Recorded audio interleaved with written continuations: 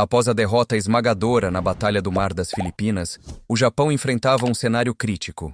Essa batalha, ocorrida em junho de 1944 e apelidada pelos americanos de O Grande Abate das Marianas, destruiu grande parte da aviação embarcada japonesa e eliminou quase todos os pilotos experientes da Marinha Imperial.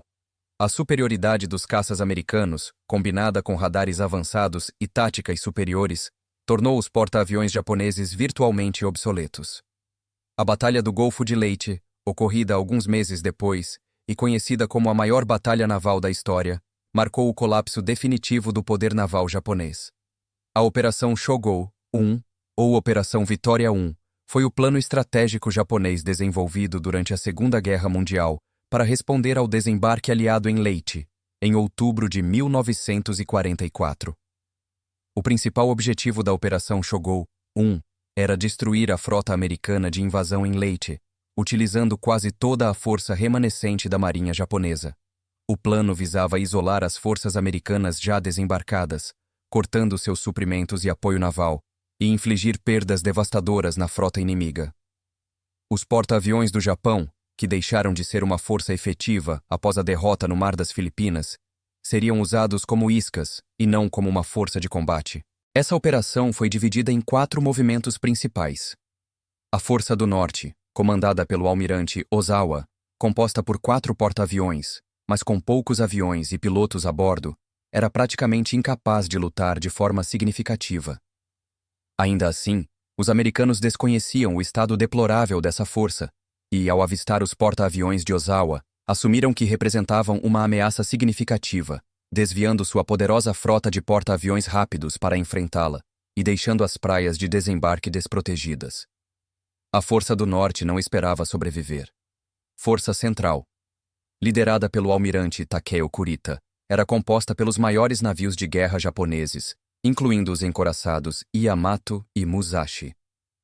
A Frota Central de Kurita previa que ele entrasse no Golfo de Leyte pelo norte, após passar pelo Estreito de San Bernardino, surpreender as forças americanas e destruir sua frota de apoio aos desembarques nas Filipinas. A Força do Sul, dividida em 2 grupos, tentou atacar Leyte pelo sul, passando pelo Estreito de Surigao. A Força do Sul deveria agir em conjunto com a Força Central de Kurita, que avançava pelo norte. Enquanto Kurita atacava a partir do norte, a Força do Sul faria o mesmo pelo Estreito de Surigao, tentando pegar as forças aliadas em um movimento de pinça. A aviação desempenhou um papel crucial na Batalha do Golfo de Leyte, especialmente com o uso de ataques kamikaze, marcando seu primeiro uso em larga escala. Aeronaves convencionais também tentaram atacar os navios aliados, mas enfrentaram forte oposição das forças aéreas e antiaéreas americanas. A aviação japonesa sofreu perdas catastróficas, refletindo a deterioração de sua capacidade aérea e logística. No entanto, seus ataques causaram danos significativos, como o impacto em porta-aviões aliados, incluindo o USS St. Louis, que foi afundado por um kamikaze. A invasão de Leyte começou em 20 de outubro de 1944, com os desembarques aliados liderados pelo general Douglas MacArthur. Os americanos atacaram a Força do Sul com aviões, lanchas torpedeiras e destroyers, mas os japoneses continuaram em direção ao Estreito de Surigao. Como era óbvio para onde a Força do Sul estava indo, os americanos prepararam uma emboscada. A superioridade americana em número, armamento, táticas e controle aéreo resultou na aniquilação da Força do Sul em um confronto clássico de linha de batalha, marcando a última vez na história que encouraçados enfrentaram navios de superfície dessa maneira. 2 submarinos americanos localizaram a Força Central, enviaram um relatório de contato por rádio e, em seguida, afundaram 2 cruzadores pesados e danificaram um terceiro. No Mar de Sibuyan, a Força Central sofreu pesados ataques aéreos, resultando no afundamento do Musashi, enquanto o Yamato e outros navios conseguiram sobreviver. A Força Central deu meia volta para se reagrupar fora do alcance dos aviões americanos. Então, o reconhecimento aéreo dos Estados Unidos localizou a Força do Norte. O almirante Halsey mordeu a isca e seguiu atrás deles com toda a sua terceira frota, deixando o Estreito de San Bernardino desprotegido. Apesar de ser completamente destruída no Cabo Engano, a Força de Ozawa cumpriu sua função de atrair os americanos para longe do Golfo de Leyte, selando o destino dos porta-aviões japoneses como armas viáveis. Mesmo com esses inúmeros contratempos, a Força Central chegou às portas do Golfo de Leyte. Os pequenos porta-aviões de escolta e os navios de apoio à invasão americanos ficaram expostos ao ataque da armada japonesa. Contudo, a resistência americana foi intensa, e os ataques por destroyers americanos foram tão agressivos que os japoneses pensaram estar enfrentando uma força muito maior. A situação parecia péssima para os Estados Unidos, e o sucesso da invasão estava comprometido. Mas, de repente, uma decisão inesperada do almirante Kurita de recuar selou o fracasso da operação. O recuo de Kurita, como ficou conhecido, é amplamente criticado como uma oportunidade perdida de infligir grandes danos às forças aliadas. Em termos táticos, por mais estranho que pareça, o plano funcionou parcialmente dentro do que foi proposto. Ele conseguiu atrair a poderosa frota de porta-aviões rápidos dos Estados Unidos para longe do Golfo de Leyte. Este desvio temporário abriu uma oportunidade para que as outras forças japonesas atacassem a frota de transporte americana e as forças já desembarcadas em Leyte. Muitos de vocês podem questionar por que o almirante Kurita optou por recuar no momento decisivo, e a minha resposta é: eu não sei. Kurita tinha superioridade numérica e poder de fogo suficiente para obliterar a resistência americana e, talvez, causar sérios danos à frota de invasão. Se ele tivesse pressionado o ataque, poderia ter mudado o curso da batalha. A decisão do almirante Takeo Kurita de recuar durante a Batalha do Golfo de Leyte permanece uma das mais controversas da Segunda Guerra Mundial.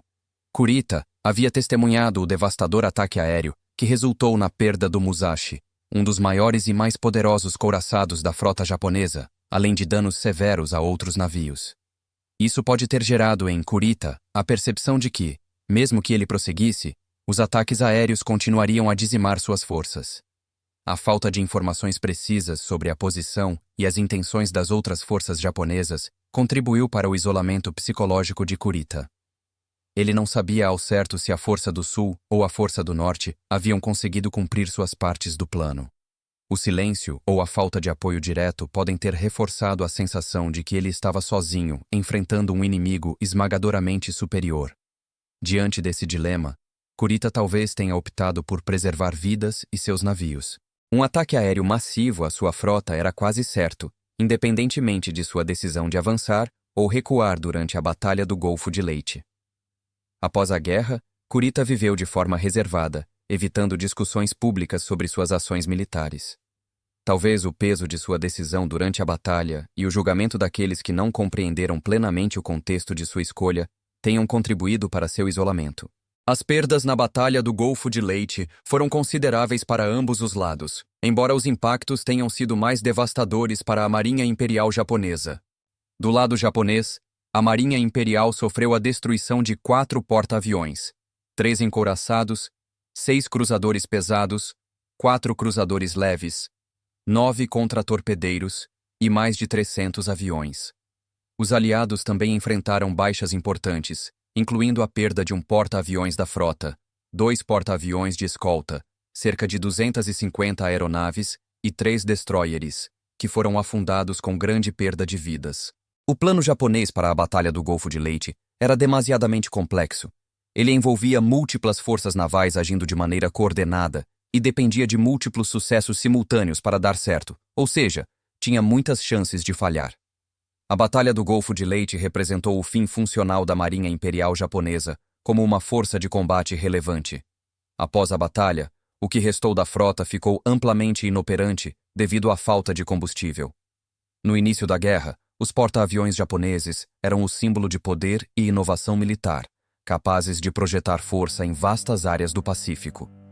É uma grande ironia histórica que tenham sido reduzidos a meras iscas na Operação Shogo I. Além disso, essas batalhas confirmaram o fim da era dos grandes couraçados e consolidaram a supremacia dos porta-aviões no campo de batalha. O Japão ficou com pouquíssimas opções para enfrentar a superioridade avassaladora dos aliados. As táticas kamikazes, empregadas durante Leyte, tornaram-se uma das únicas respostas restantes. Apesar das fanáticas e desesperadas táticas kamikazes, os aliados continuaram a avançar. O Japão foi submetido a bombardeios massivos e ao bloqueio naval, culminando na rendição inevitável em agosto de 1945. É isso, pessoal. Espero que tenham gostado deste vídeo. Se você curtiu, não esqueça de deixar seu like, compartilhar com os amigos e se inscrever no canal para não perder os próximos conteúdos. Também, deixe seus comentários e sugestões abaixo. Adoro interagir com vocês. Fiquem ligados para mais novidades e até o próximo vídeo. Tchau!